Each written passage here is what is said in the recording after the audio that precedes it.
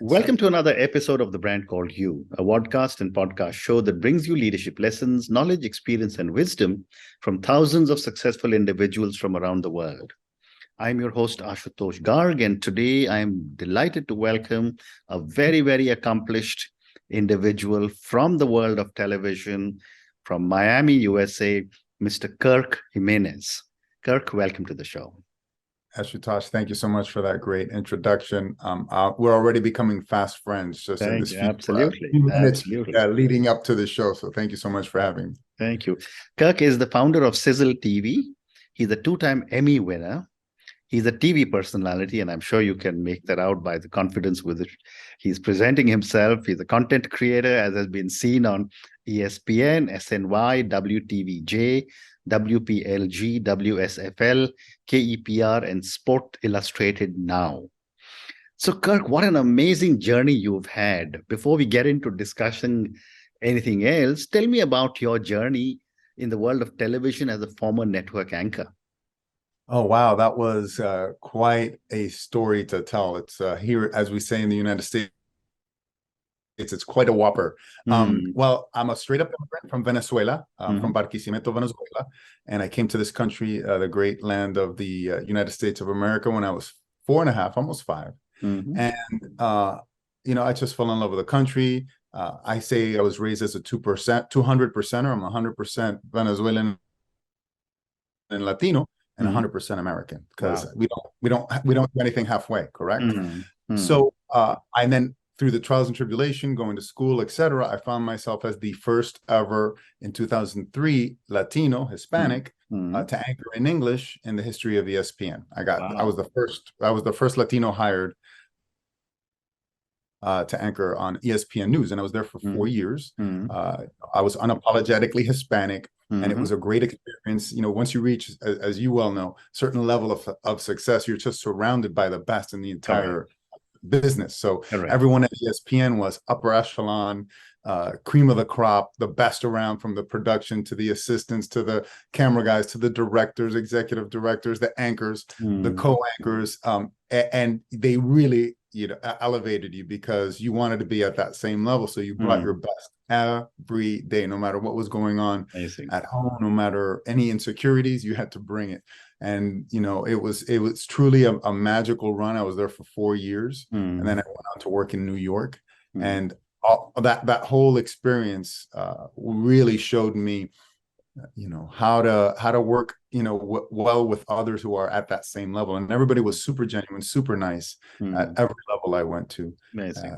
Very, very respectful, and it's great working with the team to create an amazing product. And that's why one of my 2 Emmys was ESPN, and all I was the anchor, correct? All I was the talking head. The people doing the really hard work were the people behind the scenes, the production assistants, editors, directors, bookers, newsrooms. And so I'd like to say I'm a 2-time Emmy winner, but I won it on the backs of amazing people at ESPN. So tell me a little bit about your Emmy Awards. Well, that's what it was. We were back then, we would do 3-hour anchoring shifts. So you were on set for 3 hours, and we won for, best live production, breaking news, production. And, if news broke within those 3 hours, a whole team of people would put together interviews, breaking news. And I was just the anchor on that one show, that one segment. And that's how I got my Emmy. Wow. Tell me now, how has been your transition from being a journalist and being a news anchor to becoming an entrepreneur?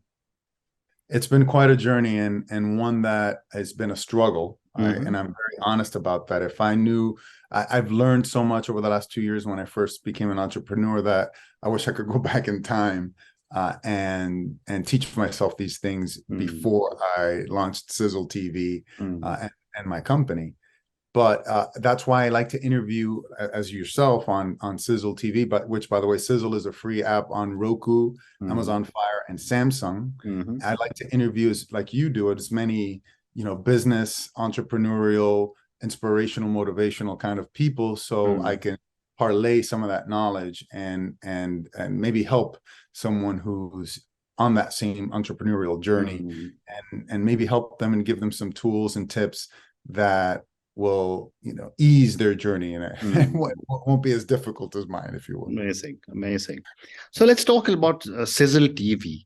I love the word, the name Sizzle. I mean, with a little fire behind the logo. It's absolutely fantastic. If you touch it, it's kind of hot. It burns. Absolutely.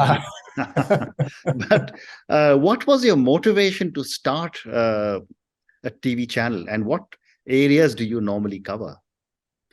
My motivation was, as I told you, I was a Latino TV trailblazer and pioneer way back in 2003. And I wanted to be that again in the space of smart television. And here in the United States, being Latino, we're a minority, but there's more of us than anyone else. And we all speak English. We all ingest our media in English. So I wanted to address that.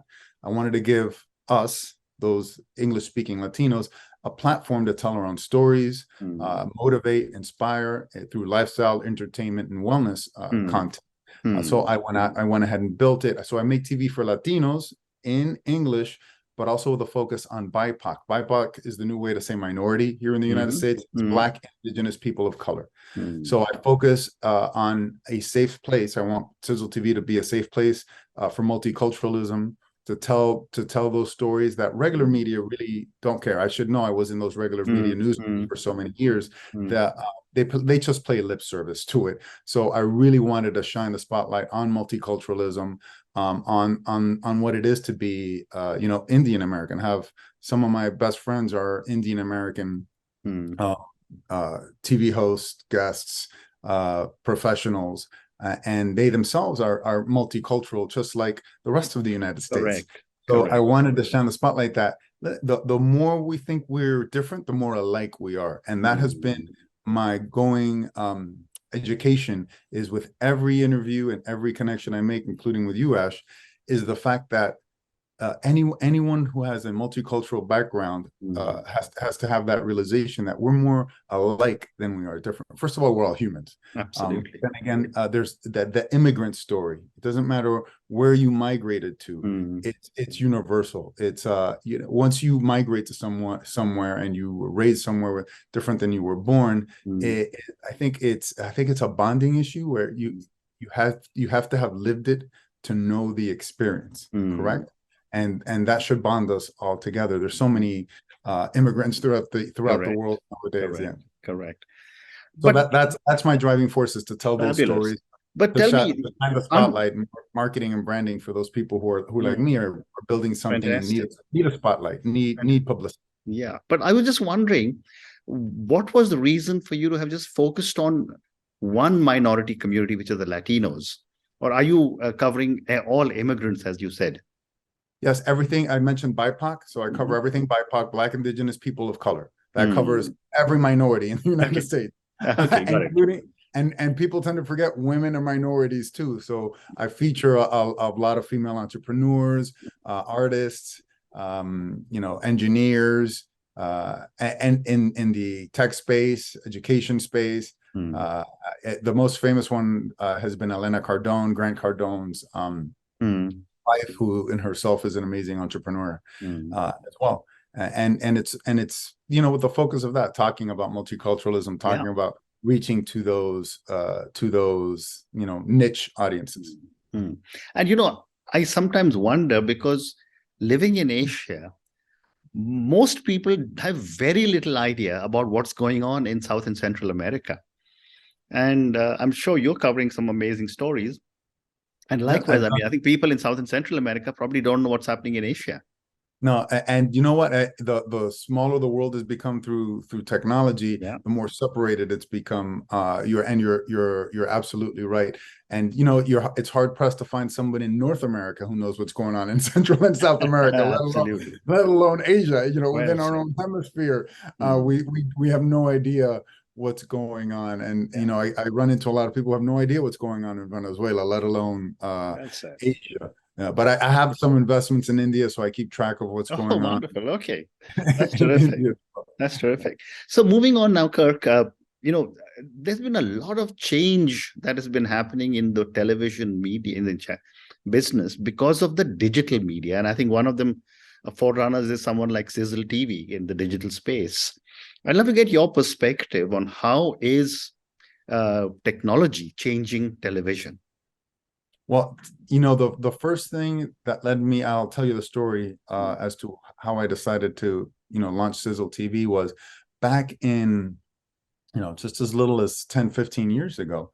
Only people who had millions of dollars to invest in satellites could disseminate information. Correct? Own a TV station. Well, now everyone can disseminate information. Right? That's a picture of my son, by the way, on my phone. So anyone is a journalist, anyone is a content creator, anyone can publish, and you're just limited by your imagination. So with that understanding, I realized with the experience that I have, I said, I'm going to cut the strings. I no longer need to work for another entity. I have the skill, the expertise, the desire, the passion to do what I want and broadcast the messages and the platform and the positive media content that I want. So that's how technology has changed everything. And I teach practical tips for media and presentation skills, because back in the day, I used to teach only interns, broadcast journalism interns who want to be reporters and anchors. Well, now everyone needs those tips because everyone is broadcasting. If you're on a Zoom meeting, a Zoom sales call, or a Blue Jeans, or whatever, Microsoft Blue Jeans, Google Meets, whatever software you're using, you need to have the realization that you're broadcasting, you're on camera. You need to have an on-camera presence, an on-camera mindset, little tips. So I teach those little tips because just after the pandemic, these software platforms became, really relevant and ubiquitous, and they're everywhere. So we all need to learn how to be master communicators and talk and reach through that digital divide and really speak to the person on the other side of that camera. It used to be big TV cameras. Now it's just your laptop camera. And you really need to learn how to speak to that camera, look into that camera, and parlay an effective communication and have really clear communication skills and presentation skills. So that all that has changed. So we went from phones, correct, to disseminating information, to now these new platforms, new ways of interviewing people. Look at this, we're bridging the world. We didn't need a satellite, correct? Technology brought us together, with the click of a mouse. That simple. So and we can connect with anyone in the world, have a one-on-one, have an interview, have a podcast, but let's do it effectively, and let's have that mindset of wake up. It's a performance. Even if you're just you don't see yourself as a performer or a broadcaster. If you are hosting a Zoom sales meeting, or you're on a Zoom team meeting, internal, a B2B, whatever it is, a B2C meeting, you need to realize you are a broadcaster in that space. Well said. Thank you for a great response. The other thing that I've been speaking to some senior journalists, and I love asking this question, so I'm going to ask you this also. When I was young, there was to be superstar journalists who would make a comment, and then the whole world would listen to them, and we would form our opinions based on a piece of news, based on their views. The original influencers, right? Correct. Now, with millions or billions of people being able to give their own viewpoint, what is it doing to dissemination of news? Because there's this huge amount of fake news going around as well. And therein lies the problem. And that's where the public needs to get educated, right? As journalists, we are educated as to what is a credible news source, how to disseminate from one to the other, and really discard those that we deem unworthy, correct? And not news trustworthy. Whereas the regular viewing public doesn't have that training, doesn't have that experience. And as long as they see a talking head, they think that's news.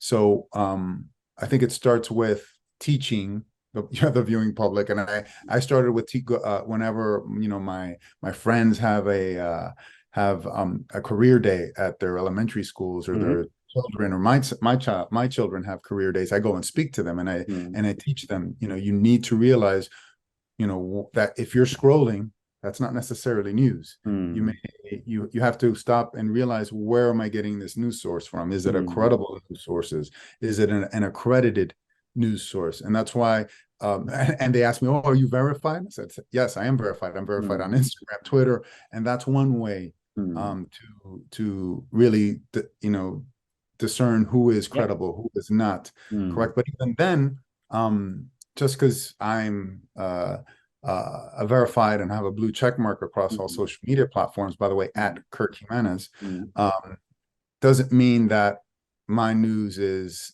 I would be an independent news source, I guess, but it's better to get those from an organization where they're a vetted, news source, where the news has been confirmed by 2 or 3 sources, and news editor has reviewed the copy, checked checked for the information, and then you have a professional disseminating that information. And people just don't care anymore, to be honest with you. And I'm not sure if it started when the economy really tanked in 2007, but we stopped paying for this experience. These seasoned journalists, right? These seasoned journalists got pay cuts, started getting paid less and less and less. And corporations decided to bring in younger and younger people, correct?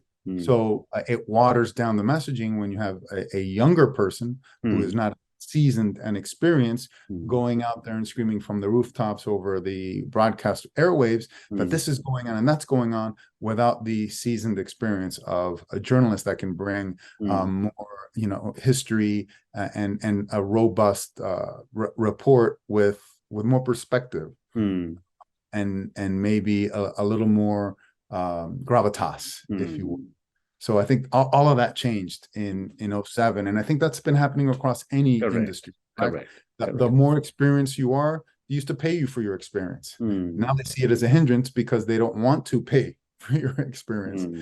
And I think that's where it all starts. And I think that's where it started turning on journalism, where journalism became clickbailing. Instead of telling the right stories, which harkens to why I launched XizzleTV, instead of saying telling those positive media stories that really do matter, they became clickbait. They want to get your attention. They want you to click, and that's really all they're after, which is the money. And it's a sad state of affair. I don't know how to fix it except to be an example of the polar opposite. So, that's what I do. Well said. There's another aspect of all these digital platforms that have come up all over the world. And that is that, at least my sense in India, I can't speak about most other countries, is that these platforms have started getting aligned with political agendas, which most of us as common people assume the press was not. Correct. What are your perspectives on, each of these platforms getting so strongly aligned, and then they're putting out news, which seems to me to be very motivated? You're absolutely right. And it becomes a divisive factor. And I think we've become a divisive people as a human race. And in the United States, we're very divisive here. You're either conservative or you're extremely liberal. There's no middle ground. Correct. And that's where the objectivity has gone by the wayside, because you're going for those clicks. You want those views, so you're going to pander to the audience instead of rise above and do what's right and do an objective and tell both sides of the story. No, you're going to pander to the people, all the people who are on your side of the viewpoint instead of the other side of the viewpoint. And it just becomes a sounding board of the same thing over and over and over again. So you're just reiterating what they want to hear instead of what they need to hear and what they should be hearing. An objective news source, an objective viewpoint that tells it like it is and just tells the facts. Facts used to carry stories. Facts were the driving force. People wanted to know knowledge. Now they just want to know opinion. Now, and then form their own very quickly, which is why for the longest time, I've never listened to talking heads, talking points, because I have my own opinions. Correct. correct? Just give me the facts, and then I can make my own opinions. I don't need to hear anyone pontificating on the other side of the screen, on my television screen, about their opinions, because I am an educated man who can form his own opinions without anyone yapping in my ear. So please, news anchor or news organization, just give me the facts. But that doesn't exist anymore, because facts do not do what? Facts do not attract. Facts do not get clicks. Facts do not drive ad revenue. So it's a sad state of affairs. I agree. Well said. So, Kirk, I have time for two more questions. My next question is about the younger generation, the millennials, the Gen Zs, who are now getting into positions of authority, leadership. And I think they bring a breath of fresh air into a world that people of my generation, who are the boomers, have really messed around with. How are they looking at news? And how are they consuming news? They're consuming news right here on their phone. Okay. And sometimes it's via, DM or mass text or group text. But it's mostly that. There's from TikTok to Instagram to LinkedIn. I think that's how people are consuming news, because they used to watch regular TV. Our generations, we used to either watch regular TV or listen to the radio. Now everything is so a la carte and on demand that you have to reach the people where they are, and that's on the phone. And that's in their apps, and it's all very niche. Some people are Instagram, some people are Facebook, some people are LinkedIn, some people are TikTok. Depending on your age and your preference. So that's how people are ingesting news. Amazing. Or the Alexa or the the Alexa. Siri, I'm with you. But when I look at it, every morning when I wake up, I still need my newspaper with my cup of tea. But I guess, as you say, that's a different generation altogether. But Kirk, my last question to you, and this is for the many, many people who will listen to our conversation. Based on your own amazing journey, as a journalist, as a news anchor, now as an entrepreneur building XizzleTV, what would you say are 3 lessons you would want our viewers and listeners to take away on the subject of communication, and remember you with? Always be unapologetically you. If you are going to communicate, be professional, but always be unapologetically you, because there's no one else like you. So that'll help you find your authoritative voice. It'll help you really be genuine. And really reach through that digital divide. So that's the first lesson. And in terms of communication, we were talking about how everything is a broadcast. I like to teach this to all my interns and anyone I'm in a Zoom meeting with, even if the Zoom meeting is 40 people, it has nothing to do with communication. Everyone always wants this practical tip, and it's an old school new network news anchor tip, and that is sit on the edge of your seat. Literally sit on the edge of your seat when you're taping your social media, when you're hosting your podcast, when you're on your Zoom. I am sitting on the edge of my seat right now with my feet planted. So if you're sitting at the edge of your seat, it's going to keep you on edge, literally and figuratively. Mentally, physically, it's going to help you, with your posture. It's going to help with your breathing. It's going to help with your focus, correct? So if you're jumping from one Zoom to the next Zoom to the next Zoom all day, get yourself situated before you hit connect on that Zoom, before you hit connect on that Google Meet. Sit up, get camera ready. Realize you are about to disseminate a broadcast. You are a presenter. Even if you're not hosting, people are looking at you, especially if you have your camera live. And be ready. Be ready in a business setting. Now we have business meetings via Zoom, right? Business connections via Zoom. Get camera ready. And that shows the person on the other side of that Zoom that you respect their time.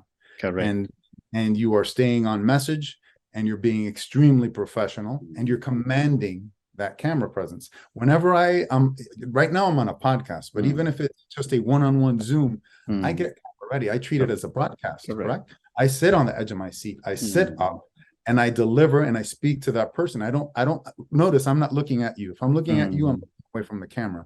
Look right at that camera.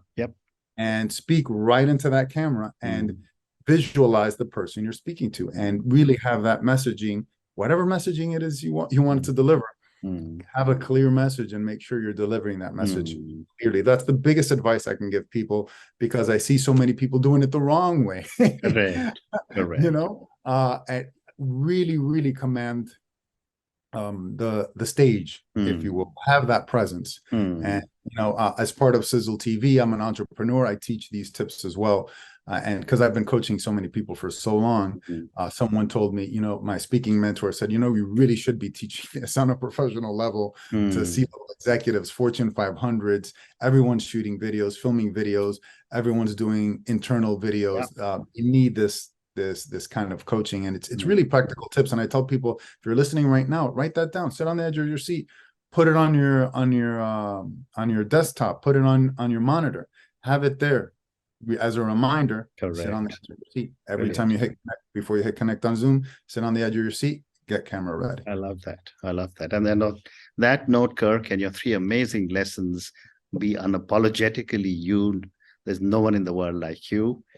Second one you said, which is again brilliant: sit on the edge of your seat with feet planted, get camera ready. I think that's so important. And the third one you said was have a clear message and command the stage. Thank you, Kirk, for speaking to me about your own journey, about all the work that you have done. Thank you for talking to me about your Emmy Awards. Thank you for talking to me about XizzleTV. I will now go and sign up for whatever I can see on XizzleTV, and I'm encouraging all our viewers and listeners to go and check out Kirk's XizzleTV. It's a free download. It's a free app. Roku, Amazon Fire, Samsung. I will go and download it. And thank you so much for sharing so many amazing perspectives on journalism and the little phone that seems to be a part of our lives now till some new technology comes up. Thank you again, and good luck. Thank you. Thank you. Bye-bye. Bye. Thank you for listening to the Brand Called You videocast and podcast, a platform that brings you knowledge, experience, and wisdom of hundreds of successful individuals from around the world. Do visit our website www.tbcy.in to watch and listen to the stories of many more individuals. You can also follow us on YouTube, Facebook, Instagram, and Twitter. Just search for the Brand Called You.